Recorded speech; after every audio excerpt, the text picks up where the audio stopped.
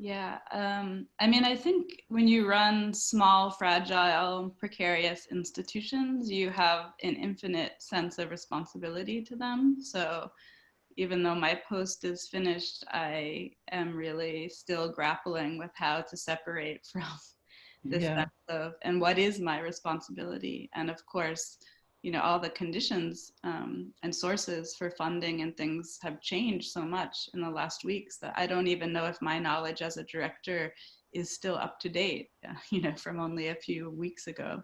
So that's one sort of strange feeling that I guess I haven't figured out how to resolve. But I think what I've been thinking a lot about, and I've been really appreciating listening to people's different perceptions and experiences. And I think the thing I keep coming back to is the degree to which care requires trust.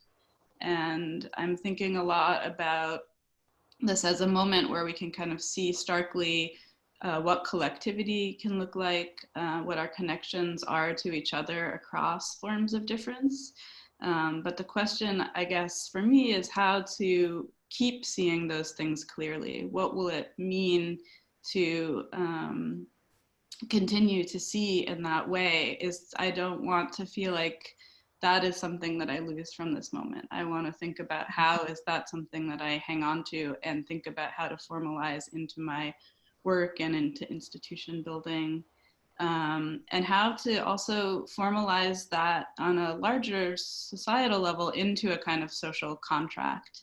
I think one of the specific, you know, New York, being based in New York, one of my relationships to everything that's unfolding around me is this real clarity about neoliberalism. I think is really based in the American context and possibly other places on a kind of erosion of trust in institutions, in each other, introducing all kinds of forms of competition that really work against care. And it's also its long-term effects over many decades. I think what we're seeing and feeling here is a lot about how infrastructure has been eroded.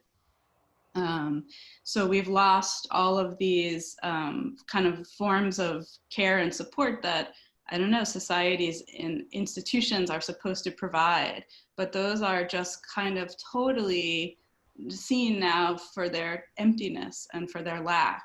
And I think one thing that I feel I've been able to see clearly, and I'm kind of interested in how this maybe can move into the sphere of art, though it's maybe a more general observation at this point, but that precarity is really something that's engineered, and it's about an ideology of unequal distribution under the guise of individual choice.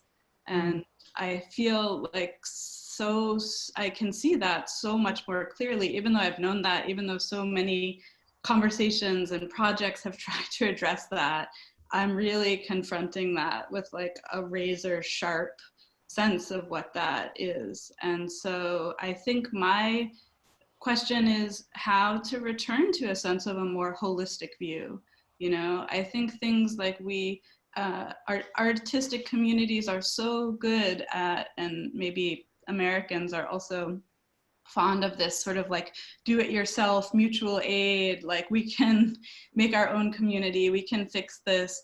But what we've actually made, I think, is micro communities. And I'm much more interested in the question of when we can see our relationship to each other so much more widely at this moment, where identity is not used as something that fractures us exactly yet, although maybe it's coming. How can we think about things much more holistically? How can we think about a much larger sense of collectivity and identity?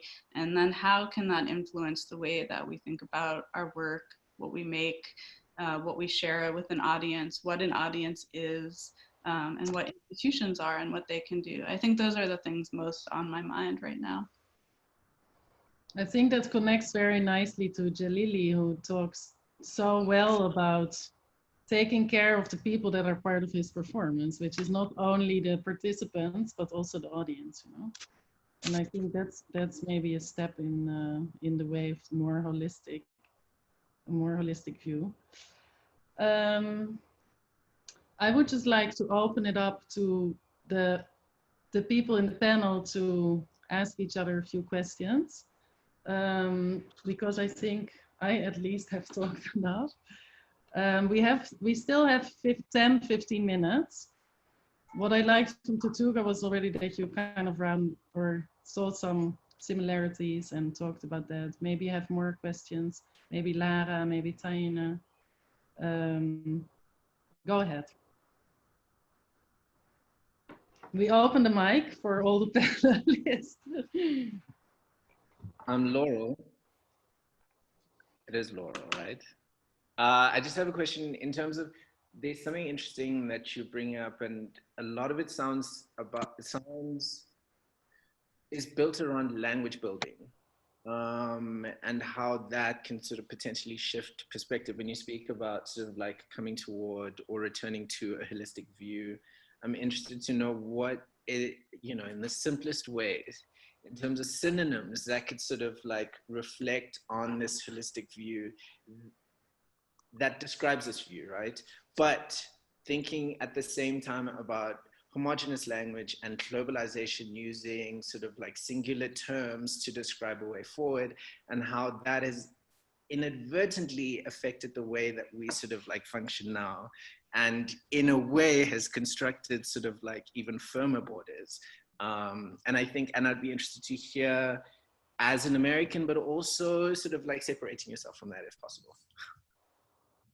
Well, I guess I have had the luck of getting to work in other places, in Mexico City and in Stockholm, and living in Berlin for a while. So I guess I do feel, while I will always be not able to see everything about my experience having grown up in and now living in American culture, I think those moments outside of it have been helpful. And having a much more kind of global career as a curator, where I've gotten to travel to places like South Africa and lots of other places that I might not have ever gotten to go to if I had a different kind of career, has certainly illuminated a lot of things about, made me ask a lot of questions about, the kind of narratives that we hold versus the experience of something. So I guess I'm just always someone who's trying to look at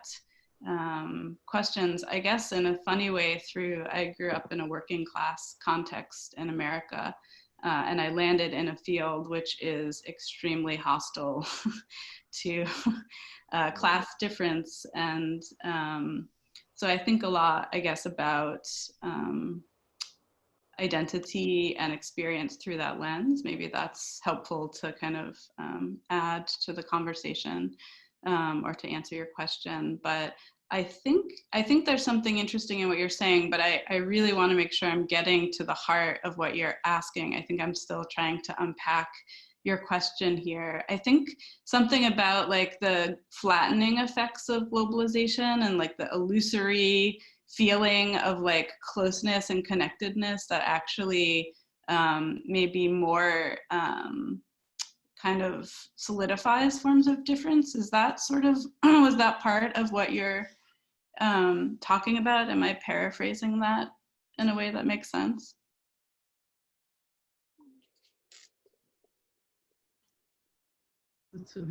Got stuck. Something happened. Oh no. He left.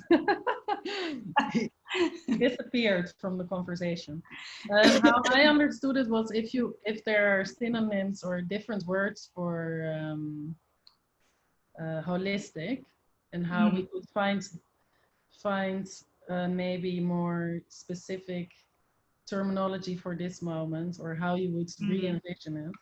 Yeah, what words fit to that? But I'm interested, I guess, to hear what others have to say, but my only feeling about this is I'm not prepared to answer these questions yet. Like I had so much anxiety about joining a conversation like this. Like I feel so, as a curator, you always feel like you're supposed to be in this mode of knowing and leading and like bringing people together to negotiate things. But at this moment, I'm a total idiot. I know nothing. I shouldn't even have the confidence that I can say something interesting. I have only questions and messiness, and I don't know exactly, you know, how to see these things yet. It's too recent, and I think art maybe has trained us in this strange expectation of instantly having these like brilliant answers and ways of reformulating and reseeing. And I think there's something about resisting that, even though it goes so much against my nature and what I've trained to do,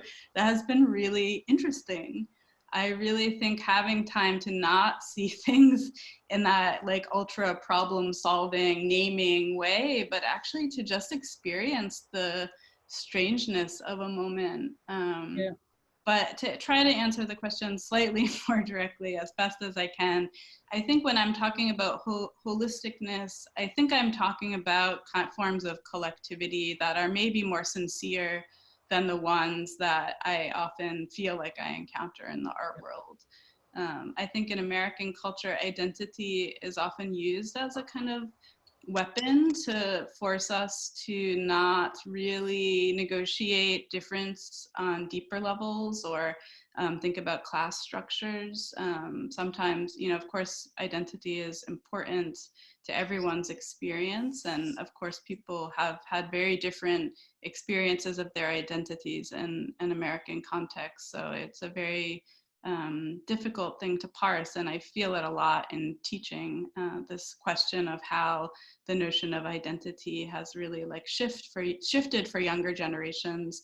It feels like they've been promised a world that's like globalized and open, and they have every equal opportunity, but then in every structure they're up against the feeling that they can't actually do anything with that. They can't get to the place that they imagined with the kind of like ease that was sort of promised to them.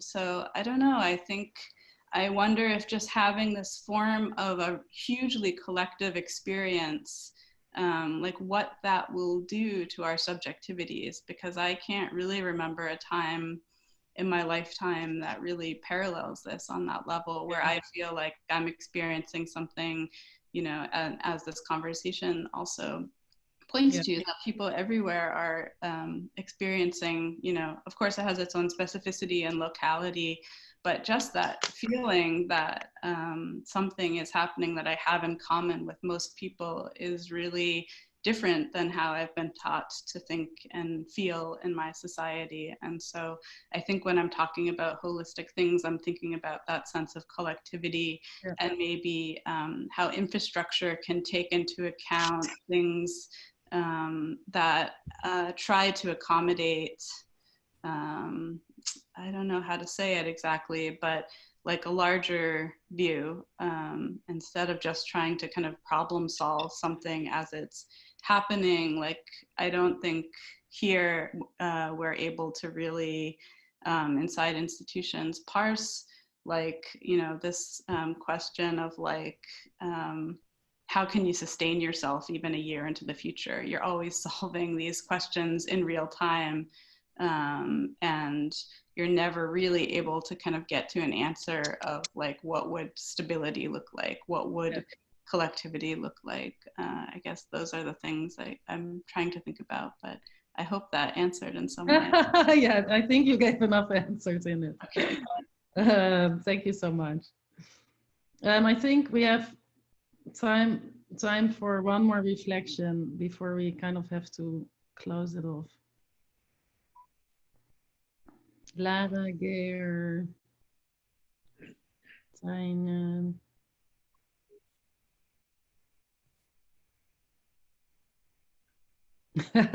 No. João, we cannot hear you. Naine, se quiser falar.